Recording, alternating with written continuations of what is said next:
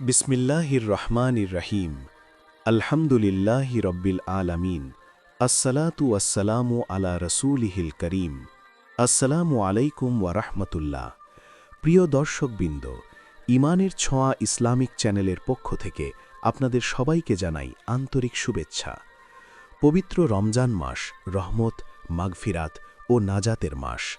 এই মাসে আল্লাহ তাআলা তার বান্দাদের জন্য অসংখ্য কল্যাণের দরজা খুলে দেন। রোজা শুধু ক্ষুধা ও তৃষ্ণা সহ্য করার নাম নয়, বরং আত্মশুদ্ধি, তাকওয়া অর্জন এবং মানবতার প্রতি দায়িত্ববোধ জাগ্রত করার এক মহান প্রশিক্ষণ। রমজানের প্রতিটি দিন আমাদের জন্য নতুন সুযোগ নিয়ে আসে। আজ আমরা আলোচনা করব ১২তম রোজা, সাদকা ও জাকাতের গুরুত্ব বিষয়টি নিয়ে। এই আলোচনায় আমরা আল কুরআন এবং সহি বুখারী, সহি মুসলিম সহ নির্ভরযোগ্য হাদিস গ্রন্থের আলোকে সাদকা ও জাকাতের তাৎপর্য জানব। রমজান ও দানশীলতার সম্পর্ক। রমজান এমন একটি মাস যেখানে আল্লাহ তাআলা নেক আমলের সওয়াব বহুগুণ বাড়িয়ে দেন। এই মাসে মানুষের হৃদয় কোমল হয়, দরিদ্রের কষ্ট উপলব্ধি করা সহজ হয় এবং দান করার প্রতি আগ্রহ বাড়ে। আল্লাহ তাআলা বলেন, যারা আল্লাহর পথে তাদের সম্পদ ব্যয় করে তাদের দৃষ্টান্ত একটি বীজের মতো, যা থেকে ৭টি শীষ জন্মায়, প্রতিটি শীষে থাকে ১০০ দানা। সূরা আল বাকারা আয়াত ২৬১। এই আয়াত আমাদের শেখায় যে আল্লাহর পথে দান কখনো কমে না, বরং বহুগুণ বৃদ্ধি পায়। রমজান হল দান করার সর্বোত্তম সময়, কারণ এই মাসে একটি ফরজের সওয়াব ৭০ ফরজের সমান এবং একটি নফলের সওয়াব ফরজের সমান হয়ে যায়। সাদকার অর্থ ও তাৎপর্য। সাদকা শব্দটি এসেছে সিদক থেকে, যার অর্থ সত্যতা, অর্থাৎ যে ব্যক্তি আল্লাহর সন্তুষ্টির জন্য দান করে সে তার ঈমানের সত্যতা প্রমাণ করে। সাদকা শুধু অর্থ দান নয়, হাসি, সহানুভূতি, সাহায্য, ভালো কথা সবই সাদকার অন্তর্ভুক্ত। রাসূলুল্লাহ সাল্লাল্লাহু আলাইহি ওয়াসাল্লাম বলেছেন, প্রতিটি ভালো কাজই সাদকা। সহি মুসলিম হাদিস নং ১০০৫। এখানে বোঝা যায় যে ইসলামে সাদকার পরিধি অত্যন্ত বিস্তৃত। সাদকার ফজিলত। রাসূলুল্লাহ সাল্লাল্লাহু আলাইহি ওয়াসাল্লাম ছিলেন সবচেয়ে বেশি দানশীল, বিশেষ করে রমজানে। হাদিসে এসেছে, রাসূলুল্লাহ সাল্লাল্লাহু আলাইহি ওয়াসাল্লাম ছিলেন মানুষের মধ্যে সবচেয়ে দানশীল, আর রমজানে তার দানশীলতা আরও বেড়ে যেত। সহি বুখারী হাদিস নং ১৯০২। সাদকা মানুষের জীবনে অনেক কল্যাণ নিয়ে আসে। সাদকার উপকারিতা: ১. গুনাহ মাফ হয়। ২. বিপদ দূর হয়। ৩. সম্পদ বৃদ্ধি পায়। ৪. অন্তর পরিশুদ্ধ হয়। ৫. আখিরাতে ছায়া পাওয়া যায়। রাসূলুল্লাহ সাল্লাল্লাহু আলাইহি ওয়াসাল্লাম বলেছেন, সাদকা গুনাহকে নিভিয়ে যায় যেমন পানি আগুনকে নিভিয়ে দেয়। জামে তিরমিজি হাদিস নং ২৬১৬। জাকাত ইসলামের একটি স্তম্ভ। আল্লাহ তাআলা বলেন, তোমরা সালাত কায়েম করো এবং জাকাত আদায় করো। সূরা আল বাকারা আয়াত ৪৩। জাকাত শব্দের অর্থ পবিত্রতা ও বৃদ্ধি। জাকাত সম্পদকে পবিত্র করে এবং বরকত বৃদ্ধি করে। যে ব্যক্তি জাকাত আদায় করে না, তার সম্পদের মধ্যে দরিদ্রের অধিকার থেকে যায়। জাকাত ফরজ হওয়ার শর্ত। জাকাত ফরজ হওয়ার জন্য কিছু শর্ত রয়েছে। মুসলিম হওয়া, নিসাব পরিমাণ সম্পদের মালিক হওয়া, সম্পদ ১ বছর থাকা, ঋণ মুক্ত থাকা, নিসাবের হিসাব অনুযায়ী। নিসাব সাধারণত সোনা বা রূপার মূল্যের ভিত্তিতে নির্ধারিত হয়। জাকাতির হকদার কারা? আল্লাহ তাআলা জাকাত গ্রহণের ৮টি শ্রেণী নির্ধারণ করেছেন। জাকাত তো কেবল ফকির, মিসকিন, জাকাত আদায়কারী, যাদের অন্তর আকৃষ্ট করতে হয়, দাসমুক্তি, ঋণগ্রস্ত, আল্লাহর পথে এবং মুসাফিরদের জন্য। সূরা আত-তাওবা আয়াত ৬০। এই আয়াত থেকে বোঝা যায় যে জাকাত বিতরণ একটি পরিকল্পিত ইবাদত। জাকাত না দেওয়ার ভয়াবহতা। যে ব্যক্তি জাকাত দেয় না, তার জন্য কঠিন শাস্তির কথা এসেছে। আল্লাহ তাআলা বলেন, যারা স্বর্ণ ও রৌপ্য জমা করে এবং আল্লাহর পথে ব্যয় করে না, তাদের কঠিন শাস্তির সংবাদ দিন। সূরা আত-তাওবা আয়াত ৩৪। হাদিসে এসেছে, যার সম্পদ আছে কিন্তু জাকাত দেয় না, কিয়ামতের দিন তার সম্পদ সাপ হয়ে তাকে দংশন করবে। সহি বুখারী হাদিস নং 1403।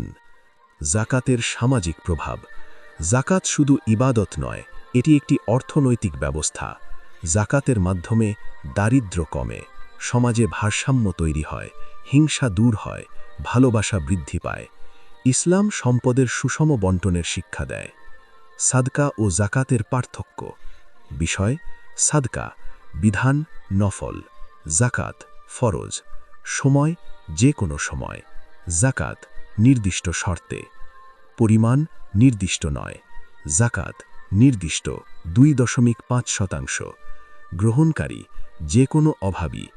জাকাত নির্দিষ্ট 8 শ্রেণী। রমজানে সাদকা ও জাকাতের বিশেষ গুরুত্ব। রমজান মাসে দান করার ফজিলত বহুগুণ বৃদ্ধি পায়। রাসূলুল্লাহ সাল্লাল্লাহু আলাইহি ওয়াসাল্লাম বলেছেন, সবচেয়ে উত্তম সাদকা হল রমজানে সাদকা। জামে তিরমিজি হাদিস নং 663। কারণ এই মাসে মানুষ বেশি কষ্টে থাকে এবং দানের মাধ্যমে তাদের ইবাদত সহজ হয়। সাহাবায়ে কেরামের দানের দৃষ্টান্ত। হযরত আবু বকর রাদিয়াল্লাহু তাআলা আনহু, তিনি একবার নিজের সমস্ত সম্পদ দান করে দেন। রাসূল সাল্লাল্লাহু আলাইহি ওয়াসাল্লাম জিজ্ঞাসা করেন, তোমার পরিবারের জন্য কি রেখেছ? তিনি বলেন, আল্লাহ ও তার রাসূল। হযরত উমর রাদিয়াল্লাহু তাআলা আনহু, তিনি অর্ধেক সম্পদ দান করেন। এই ঘটনাগুলো আমাদের শেখায় যে দান ঈমানের শক্তি বৃদ্ধি করে। গোপনে সাদকার গুরুত্ব। গোপনে দান করা অত্যন্ত ফজিলাতপূর্ণ। রাসূলুল্লাহ সাল্লাল্লাহু আলাইহি ওয়াসাল্লাম বলেছেন, 7 শ্রেণীর মানুষ কিয়ামতের দিন আরশের ছায়া পাবে। তাদের মধ্যে একজন হল সেই ব্যক্তি যে গোপনে সাদকা করে। সহি বুখারী হাদিস নং 1423। গোপন সাদকা রিয়া থেকে বাঁচায়। সাদকা বিপদ দূর করে। হাদিসে এসেছে, সাদকা বিপদ দূর করে এবং আয়ু বৃদ্ধি করে। তাবরানী হাসান সনদে বর্ণিত। এখানে বোঝা যায় সাদকা শুধু আখিরাত নয়, দুনিয়াতেও কল্যাণ আনে। পরিবারের উপর ব্যয় ও সাদকা। অনেকে মনে করেন শুধু গরিবকে দিলে সাদকা হয়, কিন্তু পরিবারের জন্য ব্যয় করাও সাদকা। রাসূলুল্লাহ সাল্লাল্লাহু আলাইহি ওয়াসাল্লাম বলেছেন, তুমি তোমার পরিবারের জন্য যা ব্যয় করো তাও সাদকা। সহি মুসলিম হাদিস নং 1002।